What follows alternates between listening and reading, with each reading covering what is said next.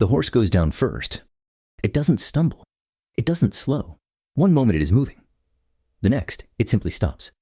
4 legs fold beneath 400 kilograms of muscle and bone, and the animal hits the frozen ground with a sound like a cannon shot. The rider doesn't understand what has happened. He pulls at the reins. He shouts. The horse doesn't move. It will never move again. It is November 1812. The temperature outside Moscow has dropped to negative 37 degrees Celsius.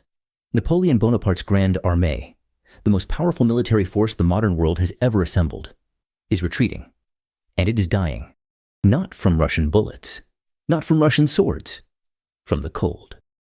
450,000 soldiers marched into Russia that summer. Proud. Unstoppable. The veterans of Austerlitz, of Jena, of Wagram. Men who had shattered empires. Men who had walked across half of Europe and laughed. They were the finest army of the modern age, and the Russian winter killed them like they were nothing.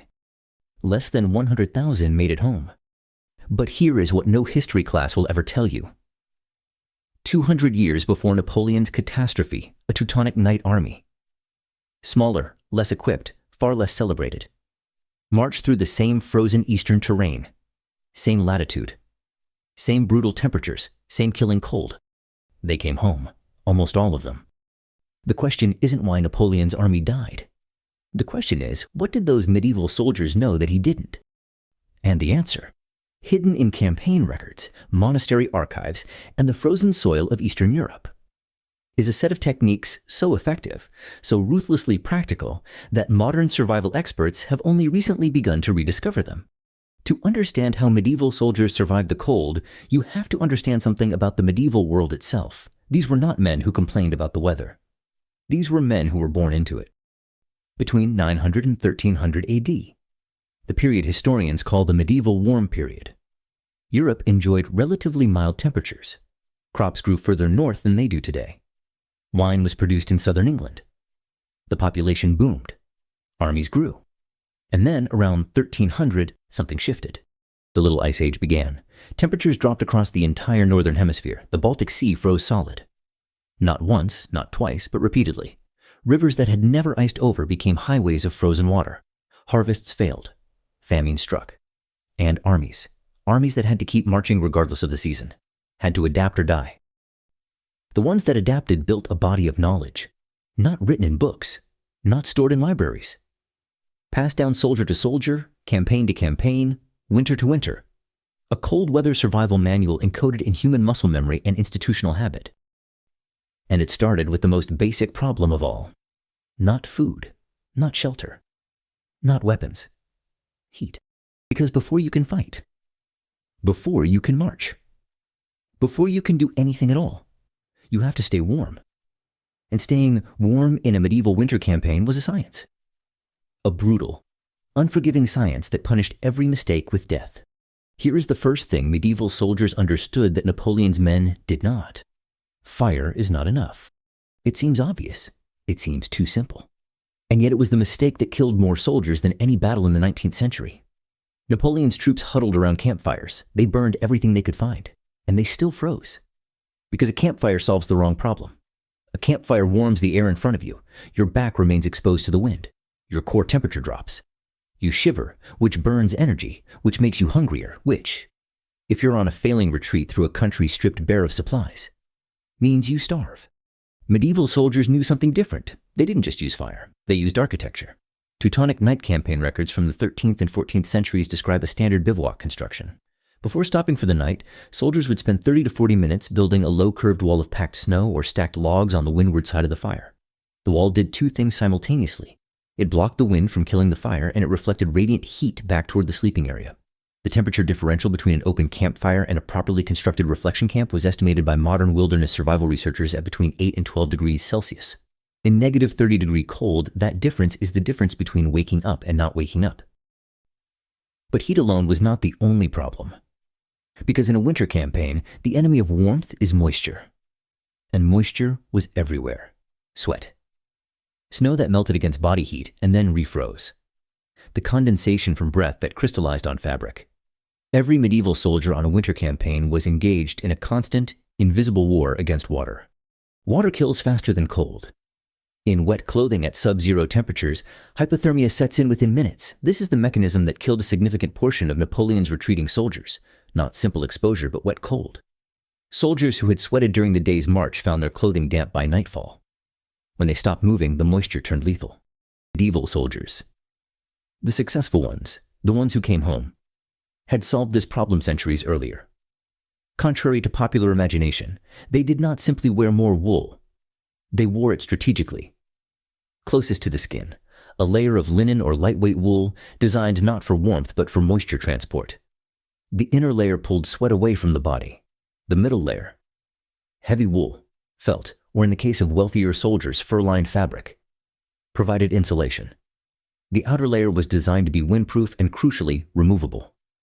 During marching, soldiers would remove outer layers to prevent sweating. During halts, they would put them back on immediately before the sweat could cool. This cycle, what modern mountaineers now call the layering system, was documented in Germanic and Scandinavian campaign records as standard practice by the 12th century. Napoleon's soldiers, in their standardized uniforms, had no such flexibility.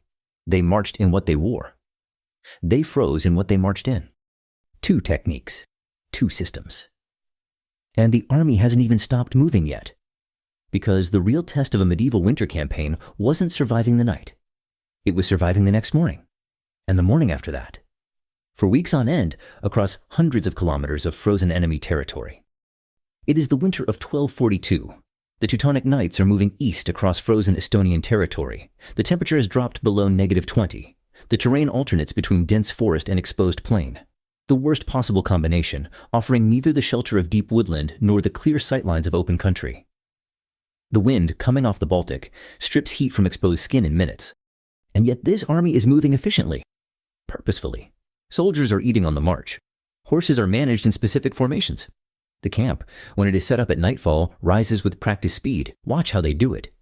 Because every step in this process is a lesson that took generations to learn. First, and this is critical, they do not stop moving before the camp is ready. Stopping movement means the body begins to lose the heat it generated while marching. A medieval winter camp was erected in a specific sequence designed to minimize the time between stopping and being warm. The fire reflection walls go up first, before tents, before food, before anything else. The fire is lit before a single man sits down. The sequence was institutional. It was drilled. It was non-negotiable. Napoleon's soldiers, in contrast, would stop, collapse, try to find firewood in conditions where it was scarce and damp, and spend the critical first hour of camp making in cold and stationary misery. The medieval soldier, 200 years earlier, had solved this by treating camp construction as a military maneuver, executed with the same speed and discipline as a tactical withdrawal. Teutonic Knight campaign logistics, preserved in the order's meticulous administrative records in the Geheim Staatsarchiv in Berlin, show that winter campaigns included dedicated wood-gathering parties operating 1 to 2 hours ahead of the main army column. Their sole purpose was to identify, cut, and cache firewood along the projected route at intervals corresponding to the day's expected marching halts. Dry, pre-cut wood was bundled and left at marked locations. When the main army arrived at a planned campsite, firewood was already there. The modern equivalent, pre-positioning resources, is now standard military logistics doctrine. The Teutonic Knights were practicing it in the 13th century specifically to solve a cold weather survival problem. But the most important survival decision a medieval soldier made in winter was not about fire. It was not about clothing. It was about food. Specifically, what he ate and when. Here is something that sounds counterintuitive until you understand the physiology. In extreme cold, your body's caloric demand is not just elevated, it is transformed. The ratio of fat to carbohydrate to protein that your body needs in -30 temperatures is fundamentally different from what it needs in mild weather. Medieval soldiers, through generations of trial and error, had arrived at a diet that modern sports nutritionists studying cold weather endurance would recognize as almost precisely correct. Standard medieval campaign rations in temperate conditions centered on bread, dried legumes, and salted meat. Winter rations were fundamentally different. Campaign records from the Teutonic Knights and from Scandinavian military sources from the 12th to 14th centuries show a significant increase in fat content during winter operations. Rendered animal fat, lard, tallow, suet, was carried as a primary caloric source, not a supplement. Hard cheese provided both fat and protein in a compact, freeze-resistant form. Dried oily fish, high in fat, was prioritized over lean preserved meats. The reasoning, never explicitly stated but clearly embedded in the practice, was thermogenic. Fat metabolism generates more sustained body heat than carbohydrate metabolism. A soldier eating high-fat rations was, in effect, running a more efficient internal furnace. The caloric density also mattered. Soldiers who ate fat consumed more calories per gram carried, which mattered enormously on a march where every kilogram in the supply train was a strategic liability. And then there is the moment that no one ever talks about. The most dangerous moment in a winter campaign was not the night. It was the morning. The period immediately after waking. When the body had cooled during sleep, when joints were stiff, when cognitive function was compromised by cold, was the window of maximum vulnerability. An army that moves badly in the first hour after dawn is an army that cannot respond to a threat. An army that cannot respond to a threat is already half defeated. The Teutonic Knights had a solution. Soldiers woke in rotation, never all at once, so the fires were never allowed to die. The first men awake prepared hot liquid, rendered fat dissolved in hot water or weak grain broth, sometimes spiced with pepper or ginger, both of which have mild thermogenic properties. No soldier ate cold rations in the morning. No soldier was expected to immediately break camp. The first 30 minutes after waking were dedicated entirely to rewarming the body, moving in place, consuming hot food, adding and adjusting layers, before any logistical activity began. This protocol reduced the incidence of cold injury during the high-risk morning period and meant that the army arrived at full cognitive and physical function before the day's first tactical demands. It sounds like a luxury. In a winter campaign, it was a force multiplier. And then there is the technique that nobody expected archaeologists to find evidence of. The one that, when researchers from the University of Cologne examined Teutonic Knight campaign sites in Poland in 2019, made them stop and look at each other across the excavation trench. They had found the remains of a specific type of structure. Not a tent. Not a fire pit. Something else. Something that had been built into the frozen ground itself. In extreme cold, the ground, counterintuitively, is warmer than the air above it. Below the frost line, Earth maintains a temperature between 4 and 10 degrees Celsius regardless of surface conditions. Medieval soldiers in the most extreme cold weather campaigns exploited this by digging sleeping scrapes, shallow depressions, sometimes lined with dry leaves, pine boughs, or animal skins, that placed the sleeper partially below ground level. Wind exposure was reduced by removing the body from the ambient airflow, and ground radiation provided supplemental warmth from below. Archaeology has confirmed these structures at multiple Teutonic Knight winter campsites in Poland and the Baltic states. They were not elaborate. They took 15 to 20 minutes to prepare. And they may have been one of the most effective cold weather survival tools in the medieval military arsenal. A technology so low-tech that it became invisible to historians looking for something more dramatic. 6 techniques, 6 systems, each one refined over generations of winter warfare in some of the coldest inhabited territory on Earth. And Napoleon, who had access to every military archive in Europe, who had the finest logistical minds of the modern age working for him, used none of them. Why? Part of the answer is institutional. The Napoleonic army was structured around speed and concentration, summer warfare principles that prioritized rapid movement over logistical resilience. The cold weather knowledge that had existed in European military tradition was fragmented, localized, not systematized in any form that survived the upheavals of the early modern period. The Teutonic Knights dissolved as a military force in 1525. Their campaign knowledge, never fully written down, never integrated into mainstream European military doctrine, went with them. Part of the answer is arrogance. Napoleon believed the Russian campaign would be over before winter.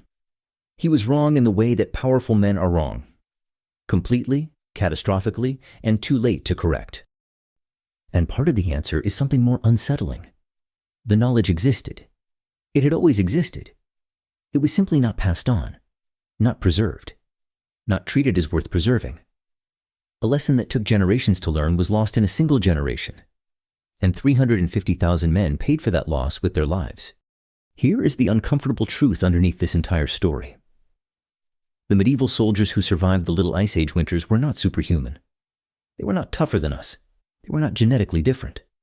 They were people who had been forced, by the conditions of their world, to systematically solve the problem of surviving extreme cold, and who had passed those solutions down through practice rather than writing.